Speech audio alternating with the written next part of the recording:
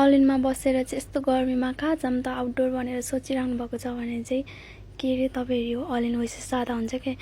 यस्तो दामी छ कि यहाँनिर आउटडोर भए पनि त्यस्तो गर्मी टाइपकै छैन कि पुरा एसी नै एसी क्या बाहिर पनि अनि रेस्टुरेन्टहरू पनि राम्रो राम्रो एरिया रहेछ अनि तर भित्र चाहिँ हामी जान पाएनौँ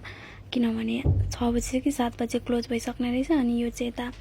हल्का मतलब बाहिर साइड हो अनि तर यो एरियामा चाहिँ पुरै रेस्टुरेन्ट क्याफेहरू दामी दामी छ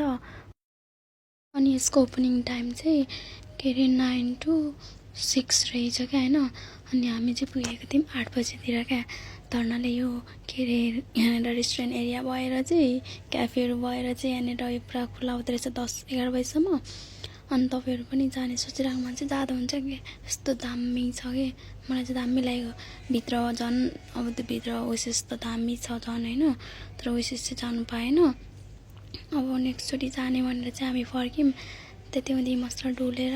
के खानेकुराहरू खाएर